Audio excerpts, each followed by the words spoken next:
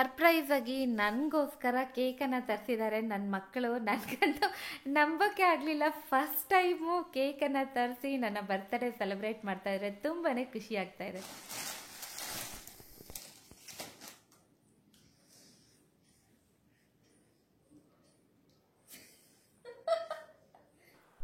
ಇವತ್ತು ಸರ್ಪ್ರೈಸ್ ಮೇಲೆ ಸರ್ಪ್ರೈಸ್ ಕೊಡ್ತಾ ಇದ್ದಾರೆ. 47 ಇಯರ್ಸಲ್ಲಿ ಫಸ್ಟ್ ಟೈಮು ನಾನು ಕೇಕ್ ಕಟ್ ಮಾಡಿದ್ದು.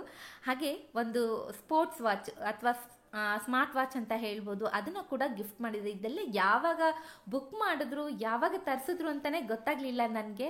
ಅಷ್ಟು ಸಸ್ಪೆನ್ಸ್ ಆಗಿ ಮಾಡಿದ್ದಾರೆ. ನನಗಂತೂ ತುಂಬಾ ಖುಷಿ ಆಯಿತು. ಯಾವಾಗಲೂ ಹಸ್ಬೆಂಡು ಮಕ್ಕಳಿಗೆ ಅವ್ರಿಗೆ ಸ್ಪೆಷಲಾಗಿ ಮಾಡೋ ಅಂತ ನನಗೆ ಇವತ್ತು ನನ್ನ ಮಕ್ಕಳು ಸೆಲೆಬ್ರೇಟ್ ಮಾಡಲಿ ಅಂತ ಕೇಕ್ ತರಿಸಿ ಹಾಗೆ ಗಿಫ್ಟಾಗಿ ವಾಚ್ ಕೊಟ್ಟಿದ್ದಾರಲ್ಲ, ತುಂಬಾ ಖುಷಿ ಆಯಿತು. ನಿಜವಾಗ್ಲೂ ಫಸ್ಟ್ ಟೈಮು ನಾನು ತುಂಬಾ ಖುಷಿಯಾದಂಥ ಒಂದು ಸಮಾಚಾರ ಅಂತಲೇ ಹೇಳಲಿಕ್ಕೆ ಇಷ್ಟಪಡ್ತೀನಿ. ಸೊ ಯಾವುದೇ ಬರ್ತ್ಡೇ ಆಗಲಿ, ಆ್ಯನಿವರ್ಸರಿ ಆಗಲಿ, ಮನೇಲಿ ಏನಾದರೂ ಒಂದು ಸ್ಪೆಷಲ್ ಇದ್ದೇ ಇರುತ್ತೆ. ಸೊ ಇವತ್ತು ಒಂದು ಮಿಲ್ಕ್ ಕೇಕು ಅಥವಾ ಕಲಾಕಂದ್ ಅನ್ನೋ ಒಂದು ಸ್ವೀಟ್ನ ರೆಸಿಪಿಯನ್ನು ಶೇರ್ ಮಾಡ್ಕೊಳ್ತಾ ಇದ್ದೀನಿ. ಸೊ ನಾನು ಮಾಡಿದ್ದೆ, ಅದನ್ನು ಕೂಡ ನಿಮಗೆ ಶೇರ್ ಮಾಡೋಣ ಅಂತ. ಯಾಕೆಂದರೆ ಇನ್ನೇನು ಹಬ್ಬ ಬರ್ತಾ ಇದೆ. ಹಬ್ಬಕ್ಕೆ ಏನು ಸ್ವೀಟ್ ಮಾಡೋದು, ಏನು ಖಾರ ಮಾಡೋದು ಅನ್ನೋ ಒಂದು ಇದಿರುತ್ತೆ, ಸಂದಿಗ್ಧ ಇರುತ್ತೆ. ಸೊ ನಿಮಗೂ ಸ್ವಲ್ಪ ಯೂಸ್ಫುಲ್ ಆಗ್ಬೋದು ಅನ್ನೋ ಒಂದು ಕಾರಣಕ್ಕೋಸ್ಕರ ನಾನು ಈ ರೆಸಿಪಿಯನ್ನು ಶೇರ್ ಮಾಡ್ಕೊಳ್ತಾ ಇದ್ದೀನಿ. ಹಬ್ಬ ಅಂದರೆ ಮೊದಲಿಗೆ ಬರೋದೇ ನಮ್ಮ ಮನಸ್ಸಿಗೆ ಏನಪ್ಪ ಸ್ವೀಟ್ ಮಾಡೋದು ಅಂತ. ಸೊ ಹಾಗಾಗಿ ಟ್ರಯಲ್ ಅಂತ ಅನ್ಕೋಬೋದು. ಬರ್ತ್ಡೇ ಆಗಿದ್ದರಿಂದ ಮಕ್ಕಳಿಗೋಸ್ಕರ ಸ್ಪೆಷಲಾಗಿ ಮಾಡ್ತಾ ಇದ್ದೀನಿ. ಇಲ್ಲಿ ಹಾಲು 1 ಲೀಟ್ರ್ ಹಾಲನ್ನು ತೊಗೊಂಡಿದ್ದೆ. ಅದನ್ನು ಅರ್ಧಕ್ಕೆ ಇಂಗಿಸ್ಕೊಂಡು ಈಗ ಒಂದು 3 ಚಮಚದಷ್ಟು ಸಕ್ಕರೆಯನ್ನು ಹಾಕ್ಕೊಂಡಿದ್ದೀನಿ. ಜ್ಞಾಪಕ ಇರಲಿ, ಹಾಲು 1 ಲೀಟ್ರ್ ತೊಗೊಂಡ್ರೆ ಅರ್ಧ ಲೀಟ್ರ್ ಚೆನ್ನಾಗಿ ಆಗೋ ಹಾಗೆ ಇಂಗಿಸ್ಬೇಕು ಹಾಲನ್ನು. ಆಮೇಲೆ ನಾವು ಅದಕ್ಕೆ ಸಕ್ಕರೆಯನ್ನು ಆ್ಯಡ್ ಮಾಡ್ಕೋಬೇಕು. ಸಕ್ಕರೆ ನೋಡಿಕೊಂಡು ಹಾಕ್ಕೊಳ್ಳಿ, ಯಾಕೆಂದರೆ ಹಾಲಲ್ಲಿ ಕೂಡ ಸ್ವಲ್ಪ ಸಿಹಿ ಇರುತ್ತೆ. ಸೊ ಹಾಗಾಗಿ ಸಕ್ಕರೆಯನ್ನು ನೋಡಿ ಹಾಕ್ಕೊಳ್ಳಿ. ಈಗ ಹಾಲನ್ನು ಒಡಿಸ್ಕೋಬೇಕಾಗುತ್ತೆ, ಒಡಿಬೇಕು ಹಾಲು. ಆ ಟೆಕ್ಸ್ಚರೇ ನಮಗೆ ಬೇಕಾಗಿರೋದು. ಕಲಾಕಂದ್ ಅಂದರೆ ಒಂದು ರೀತಿ ಕೋವ ಥರ ಇರುತ್ತೆ, ಚೆನ್ನಾಗಿರುತ್ತೆ ಆ ಸ್ವೀಟು. ನಮ್ಮ ಮಕ್ಕಳಿಗಂತೂ ತುಂಬಾ ಇಷ್ಟ. ಮಿಲ್ಕ್ ಪ್ರಾಡಕ್ಟ್ಸ್ ಯಾವುದೇ ಆದರೂ ಇಷ್ಟಪಟ್ಟು ತಿಂತಾರೆ. ಸೊ ಹಾಗಾಗಿ ಇದು ಸ್ವಲ್ಪ ಟೈಮ್ ಹಿಡಿಯುತ್ತೆ, ಒಂದು 45 ಮಿನಿಟ್ಸ್ ಆದರೂ ಬೇಕಾಗುತ್ತೆ ಈ ಸ್ವೀಟ್ನ ಮಾಡೋಕ್ಕೆ. ಅದರ ರುಚಿ ಮಾತ್ರ ತುಂಬಾ ಚೆನ್ನಾಗಿರುತ್ತೆ. ಮಕ್ಕಳಿಗಂತೂ ತುಂಬಾ ಖುಷಿಯಾಗುತ್ತೆ. ಸೊ ಈಗ ನೋಡಿ ಹಾಲು ಒಡೆಯೋಕ್ಕೆ ಶುರುವಾಗಿದೆ. ಸೊ ಈಗ ನಾವೇನು ಮಾಡಬೇಕು, ಸಿಮ್ಮಲ್ಲಿ ಇಟ್ಕೊಂಡೆ ಇದನ್ನು ಚೆನ್ನಾಗಿ ತಿರುಗಿಸ್ಕೊಡ್ತಾ ಇರಬೇಕು. ಇಲ್ಲ ಅಂತಂದರೆ ತಳ ಹಿಡ್ಕೊಳ್ಳೋ ಸಾಧ್ಯತೆ ಇರುತ್ತೆ. ನೋಡಿ ಈಗ ನೀರು ಏನಿದೆ ಅದೆಲ್ಲನೂ ಚೆನ್ನಾಗಿ ಇಂಗ್ಬಿಟ್ಟು ನಮಗೆ ಹಾಲಿನ ಕೋವ ಇದೆಯಲ್ಲ ಅದು ಮಾತ್ರ ಸಿಕ್ಕಬೇಕು. ಸೊ ಅದೇ ಒಂದು ರೀತಿಯಲ್ಲಿ ಸ್ವೀಟಾಗಿ ರೆಡಿ ಆಗುತ್ತೆ. ಸೊ ನೋಡಿ ಚೆನ್ನಾಗಿ ತಿರುಗಿಸ್ಕೊಡ್ತಾನೆ ಇರಬೇಕು.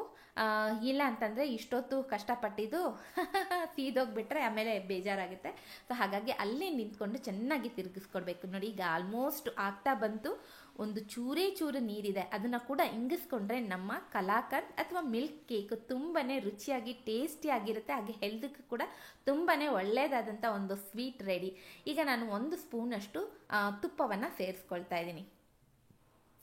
ಎಷ್ಟು ಟೇಸ್ಟಿಯಾಗಿರುತ್ತೆ, ಹಾಗೆ ತುಂಬ ಘಮ ಅಂತ ಇರುತ್ತೆ.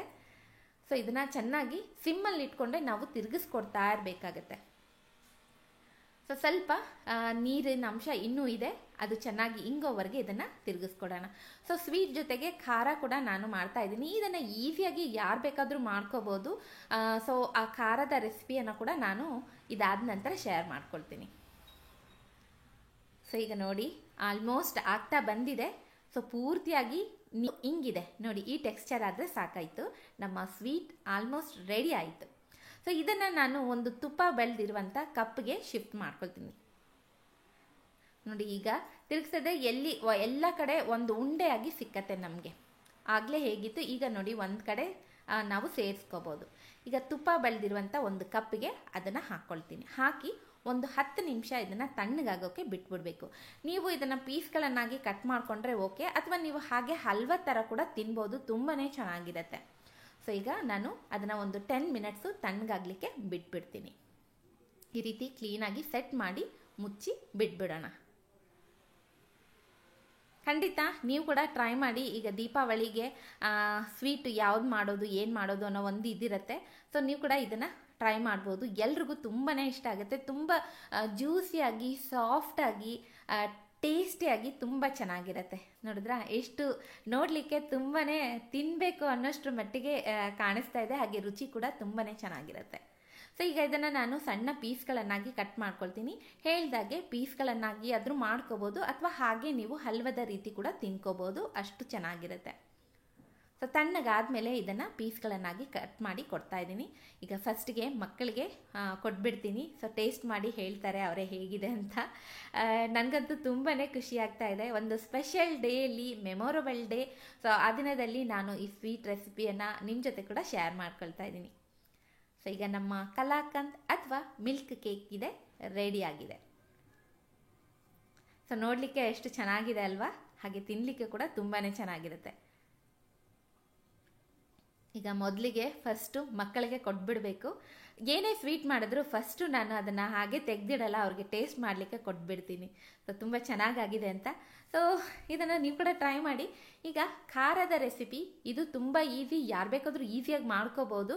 ನನ್ನ ಮಕ್ಕಳ ಫೇವ್ರೇಟು. ಸೊ ಹಾಗಾಗಿ ನಾನು ಅದನ್ನೇ ಮಾಡ್ತಾಯಿದ್ದೀನಿ. ಅರ್ಧ kg ಗಟ್ಟಿ ಅವಲಕ್ಕಿಯನ್ನು ತೊಗೊಂಡಿದ್ದೀನಿ, 1 ಕಪ್ನಷ್ಟು ಕಡಲೆ ಬೀಜ ಹಾಗೆ ಬಾದಾಮಿಯನ್ನು ತೊಗೊಂಡಿದ್ದೀನಿ, ಒಂದು 10 ಹೆಸಳು ಕರಿಬೇವಿನ ಎಲೆಯನ್ನು ತೊಗೊಂಡಿದ್ದೀನಿ, ಹಾಗೆ ತೆಂಗಿನ ಚೂರನ್ನು ಕೂಡ ತೊಗೊಂಡಿದ್ದೆ. ಹಾಗೆ ಇಲ್ಲಿ ಜಾಲ್ರ, ಅದ್ರ ಕೆಳಗಡೆ 1 ಪ್ಲೇಟು ಎಣ್ಣೆ ಏನಾದರೂ ಜಾಸ್ತಿ ಇದ್ದರೆ ಅದು ಸುರ್ಕೊಳ್ಳಿ ಅಂತ ಈ ರೀತಿ ಇಟ್ಟಿದ್ದೀನಿ. ಹಾಗೆ ಈಗ ಎಣ್ಣೆ ಕಾಯ್ದಿದೆ, ಕಡಲೆ ಬೀಜ ಹಾಗೆ ಒಣಮೆಣಸಿನ್ಕಾಯನ್ನು ಫ್ರೈ ಮಾಡ್ಕೊಳ್ತಾ ಇದ್ದೀನಿ. ಚೆನ್ನಾಗಿ ಗರಿ ಗರಿಯಾಗಿ ಕ್ರಿಸ್ಪಿ ಆಗಬೇಕು ಕಡಲೆ ಬೀಜ. ತುಂಬ ನೋಡ್ಕೊಳ್ಳಿ, ಸೀದಿಸೋಕೆ ಹೋಗಬೇಡಿ. ಸ್ವಲ್ಪ ಕಲರ್ ಚೇಂಜ್ ಆಗಿ ಅದು ಕ್ರ್ಯಾಕ್ ಬಿಟ್ಕೊಳ್ಳುತ್ತೆ, ನಿಮಗೆ ಗೊತ್ತಾಗುತ್ತೆ. ಆವಾಗ ಅದನ್ನು ತೆಗೆದುಬಿಟ್ರೆ ಆಯಿತು. ಸೊ ಈಗ ಚೆನ್ನಾಗಿ ಫ್ರೈ ಆಗಿದೆ, ಅದನ್ನು ನಾನು ಜಾಲರಕ್ಕೆ ತೆಗೆದು ಹಾಕ್ಕೊಳ್ತಾ ಇದ್ದೀನಿ. ಸೊ ಫಸ್ಟಿಗೆ ಅವಲಕ್ಕಿ ಮಾಡೋಕ್ಕೆ ಮುಂಚೆ ಇದೆಲ್ಲ ಮಾಡ್ಕೊಂಡು ಬಿಡೋಣ ಅಂತ. ಸೊ ಈಗ ಬಾದಾಮಿಯನ್ನು ಹಾಕ್ತಾ ಇದ್ದೀನಿ. ಇದು ಆಪ್ಷನಲ್ಲು, ನಮ್ಮ ಮನೇಲಿ ಇಷ್ಟ ಆಗೋದ್ರಿಂದ ನಾನು ಬಾದಾಮಿಯನ್ನು ಕೂಡ ಸೇರಿಸ್ಕೊಳ್ತಾ ಇದ್ದೀನಿ. ನೀವು ಬೇಡ ಅಂದರೆ ಇದನ್ನು ಸ್ಕಿಪ್ ಮಾಡ್ಬೋದು. ಸೊ ನೋಡಲಿಕ್ಕೆ ಚೆನ್ನಾಗೂ ಇರುತ್ತೆ, ಹಾಗೆ ರಿಚ್ ಆಗೂ ಕೂಡ ಇರುತ್ತೆ. ಸೊ ಅದು ಕೂಡ ಫ್ರೈ ಆಗಿದೆ. ಈಗ ಅದಕ್ಕೆ ತೆಂಗಿನ ಚೂರುಗಳನ್ನು ಹಾಕ್ಕೊಳ್ತಾ ಇದ್ದೀನಿ. ಮಧ್ಯ ಮಧ್ಯದಲ್ಲಿ ಇದೆಲ್ಲ ತಿನ್ನೋಕ್ಕೆ ಸಿಕ್ಕುವಾಗ ತುಂಬಾ ಟೇಸ್ಟಿಯಾಗಿರುತ್ತೆ. ಸೊ ದೀಪಾವಳಿಗೆ ನೀವು ಇದನ್ನು ಕೂಡ ಟ್ರೈ ಮಾಡ್ಬೋದು. ಒಂದು 45 ಮಿನಿಟ್ಸಲ್ಲಿ ರೆಡಿ ಆಗಿಬಿಡುತ್ತೆ. ಅದಕ್ಕಿಂತ ಕಡಿಮೆ ಸಮಯದಲ್ಲೇ ಆಗುತ್ತೆ, ಕ್ವಾಂಟಿಟಿ ಮೇಲೆ ಡಿಪೆಂಡ್ ಆಗುತ್ತೆ ಟೈಮಿಂಗು. ಸೊ ಈಗ ತೆಂಗಿನ ಒಣ ಕೊಬ್ಬರಿ ಇದನ್ನು ಚೆನ್ನಾಗಿ ಎಣ್ಣೆಯಲ್ಲಿ ಹೊಂಬಣ್ಣ ಬರೋವರೆಗೆ ಫ್ರೈ ಮಾಡ್ಕೊಂಡಿದ್ದೀನಿ. ಸೊ ಇದು ಕೂಡ ರೆಡಿ ಆಗಿದೆ. ಸೊ ನೆಕ್ಸ್ಟು ಕರಿಬೇವಿನ ಸೊಪ್ಪನ್ನು ಹಾಕ್ತಾ ಇದ್ದೀನಿ. ಕರಿಬೇವಿನ ಸೊಪ್ಪನ್ನು ಎಲೆ ಹಾಕಿದ್ರೆ ನಮಗೆ ಎಣ್ಣೆಯಿಂದ ತೆಗೆಯುವಾಗ ಸ್ವಲ್ಪ ಕಷ್ಟ ಆಗುತ್ತೆ. ಹಾಗಾಗಿ ನಾನು ಇಡಿಯನ್ನೇ ಹಾಕಿದ್ದೀನಿ. ಇದನ್ನು ನಾವು ಮಿಕ್ಸ್ ಮಾಡ್ಕೊಳ್ಳುವಾಗ ಅದು ಸಪ್ರೇಟ್ ಆಗಿಬಿಡುತ್ತೆ, ಕಡ್ಡಿ ಎಲೆ ಸಪ್ರೇಟ್ ಆಗಿಬಿಡುತ್ತೆ. ಸೊ ಕಡ್ಡಿನ ತೆಗೆದು ಹಾಕಿದ್ರೆ ಆಯಿತು. ಸೊ ನಮಗೆ ಎಣ್ಣೆಯಿಂದ ತೆಗಿಲಿಕ್ಕೆ ಈಸಿ ಆಗುತ್ತೆ, ಹಾಗಾಗಿ ನಾನು ಇಡಿಯಾಗಿ ಹಾಕ್ಕೊಂಡಿದ್ದೀನಿ. ಸೊ ಇದು ಕೂಡ ಚೆನ್ನಾಗಿ ಫ್ರೈ ಆಗಿದೆ. ಕರಿಬೇವಿನ ಸೊಪ್ಪು ಹಾಕೋದು ತಿಂತಾರಾ ಇಲ್ವಾ ಅನ್ನೋದಕ್ಕಿಂತ ಅದರ ಫ್ಲೇವರ್ ತುಂಬ ಚೆನ್ನಾಗಿ ಬಿಟ್ಕೊಳ್ಳುತ್ತೆ. ಯಾವುದೇ ಮಿಕ್ಸ್ಚರ್ಗಾದರೂ ನೀವು ಈ ಕರಿಬೇವಿನ ಸೊಪ್ಪನ್ನು ಯಥೇಚ್ಛವಾಗಿ ಹಾಕಿದ್ರೆ ತುಂಬಾ ಘಮ ಚೆನ್ನಾಗಿ ಬಿಟ್ಕೊಳ್ಳುತ್ತೆ, ಫ್ಲೇವರ್ಫುಲ್ ಆಗಿರುತ್ತೆ. ಮಿಕ್ಸ್ಚರ್ ಆಗಿರ್ಬೋದು ಅಥವಾ ಬೇರೆ ಏನಾದರೂ ಸ್ಪೈಸಸ್ ಚೆನ್ನಾಗಿರುತ್ತೆ. ಸೊ ಈಗೆಲ್ಲವನ್ನು ಈ ಜಾಲರದಲ್ಲಿ ಹಾಕಿಟ್ಕೊಂಡಿದ್ದೀನಿ. ಈಗ ಅವಲಕ್ಕಿಯನ್ನು ಕೂಡ ಫ್ರೈ ಮಾಡ್ಕೊಳ್ತೀನಿ. ಸೊ ಗಟ್ಟಿ ಅವಲಕ್ಕಿಯನ್ನು ತಗೊಳ್ಳಿ, ಅದೇ ಚೆನ್ನಾಗಾಗೋದು.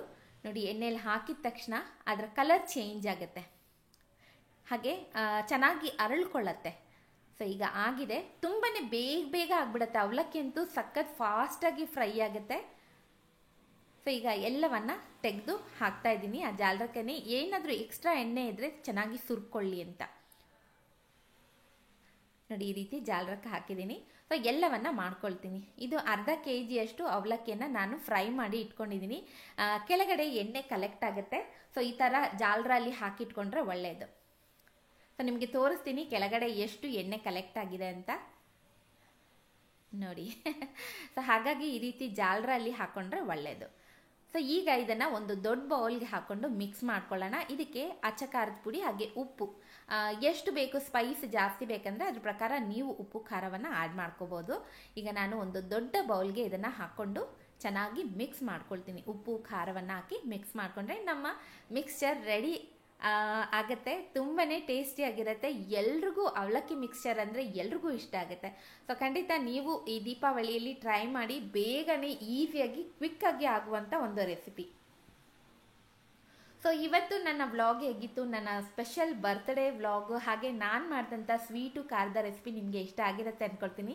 ಇಷ್ಟ ಆಗಿದ್ರೆ ನನ್ನ ಚಾನಲ್ಗೆ ಸಬ್ಸ್ಕ್ರೈಬ್ ಮಾಡ್ಕೊಳ್ಳಿ. ಹಾಗೆ ಈ ವಿಡಿಯೋನ ಆದಷ್ಟು ಲೈಕ್ ಮಾಡಿ, ಕಮೆಂಟ್ ಮಾಡಿ, ಶೇರ್ ಮಾಡಿ, ಪಕ್ಕದಲ್ಲಿ ಬರೋ ಬೆಲ್ ಐಕನ್ನ ಮರೀದೆ ಕ್ಲಿಕ್ ಮಾಡಿ. ಈ ರೀತಿ ಮಾಡೋದ್ರಿಂದ ನನಗೆ ಇನ್ನೂ ಒಳ್ಳೊಳ್ಳೆ ವೀಡಿಯೋಸ್ನ ಮಾಡೋ ಹುಮ್ಮಸ್ ಬರುತ್ತೆ, ಹಾಗೆ ತುಂಬಾ ಖುಷಿ ಆಗುತ್ತೆ ಕೂಡ. ಸೊ ನಾನು ಮತ್ತೆ ಇದೇ ರೀತಿ ಇನ್ನೊಂದು ವ್ಲಾಗ್ನೊಂದಿಗೆ ನಿಮ್ಮನ್ನ ಭೇಟಿ ಆಗ್ತೀನಿ. ಅಲ್ಲಿವರೆಗೆ ಟೇಕ್ ಕೇರ್, ಬಾಯ್ ಬಾಯ್, ನಮಸ್ಕಾರ.